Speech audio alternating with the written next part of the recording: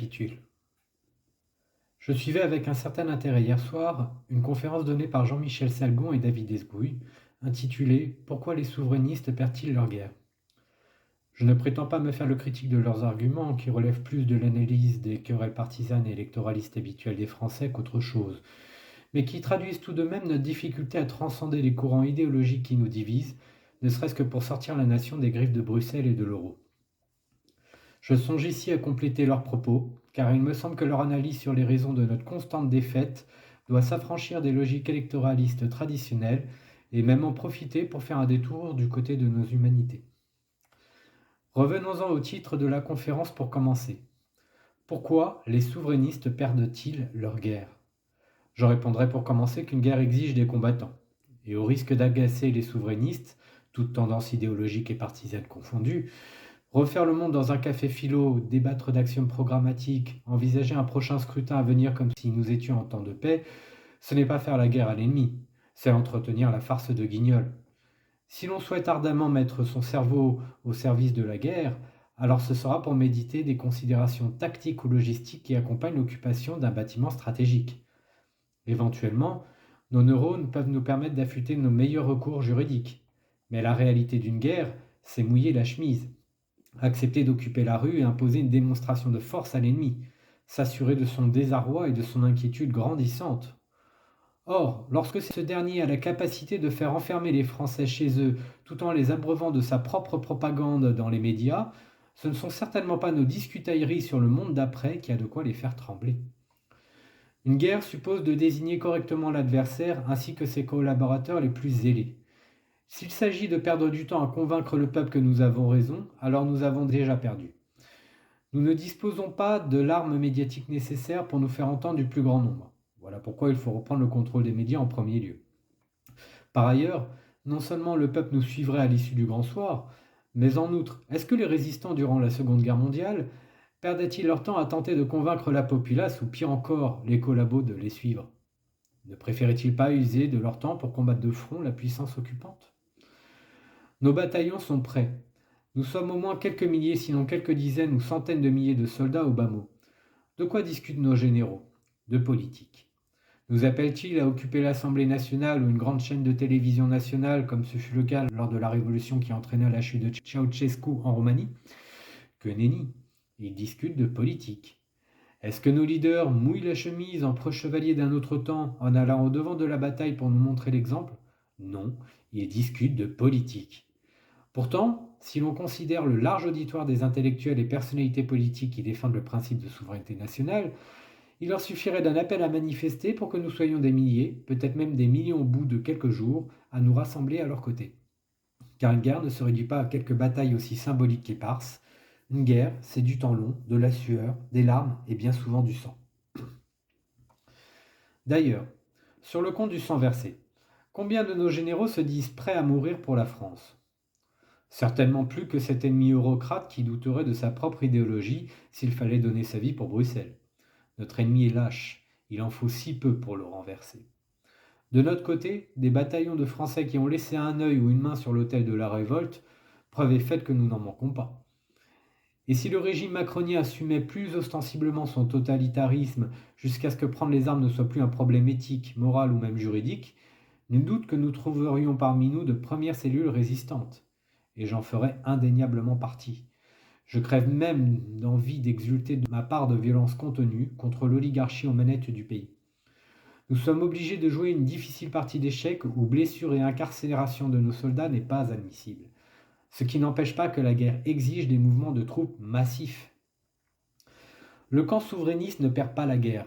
On peut même dire que sur le plan des idées, il a déjà remporté celle-ci, de l'aveu même de Macron. C'est bien pire que cela. Nos généraux entretiennent la logique de la constante capitulation. Au lieu d'appeler à une démonstration de force en réclamant que toutes nos troupes témoignent de leur colère face aux bâtiments les plus stratégiques de la nation, nos éminences politiques et intellectuelles font de notre défaite un débat au long cours. Nous pourrions aisément remporter cette guerre en quelques jours seulement. Démoraliser l'ennemi jusqu'à l'effrayer n'exige qu'un peu d'audace et de confiance en notre juste cause. Décrocher tous les torchons européens des écoles et mairies, organiser des tribunaux populaires pour juger les traites, converger devant les grands médias et le Parlement, même de façon pacifique et déclarée, Si nous sommes nombreux et constants dans l'épreuve de force, nous gagnerons. Ce qui nous manque donc, et cela vaut autant pour nos généraux que la plupart des partisans du Frexit, c'est un mental de guerrier. Nous ne sommes pas là pour discuter de politique, nous sommes là pour renverser le gouvernement de traîtres et parvenus qui nous assassinent. Nous n'avons absolument pas le désir de négocier le poids de nos chaînes ou faire des courbettes à des collabos qui véhiculent leur haine pathologique de la France. Nous sommes là pour leur rappeler qu'ils ont perdu leur légitimité politique depuis un certain 29 mai 2005. Que les idiots utiles restent dans leur entre-soi idéologique. Nous n'avons pas besoin d'eux, n'en déplaise à M. Mélenchon et consorts qui aiment tant ménager la chèvre et le chou.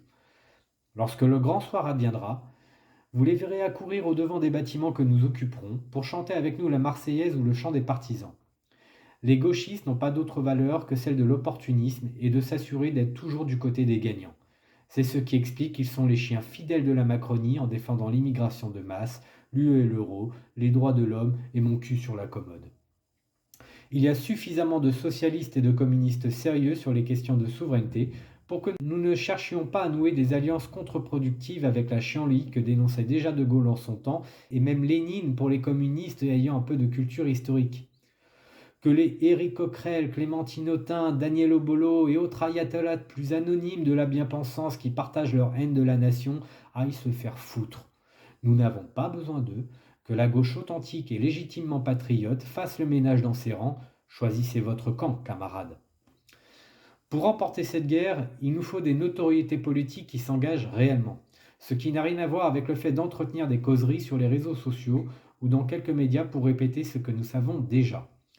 Lorsque nous verrons des gens comme Michel Onfray, Étienne Chouard, François Asselineau, Jean-Luc Mélenchon, Georges Kousmanovic, Florian Philippot, Emmanuel Todt, Pierre-Yves Rougiron, Natacha Polony, Frédéric Lordon, Coralie Delhomme, Jacques Sapir, Aurélien Bernier et bien d'autres encore, appelés à assiéger les grands médias nationaux et exiger à la fois la destitution du gouvernement et la sortie immédiate de la France de l'UE et l'euro, alors nous vivrons les dernières heures qui précéderont le grand soir tant attendu.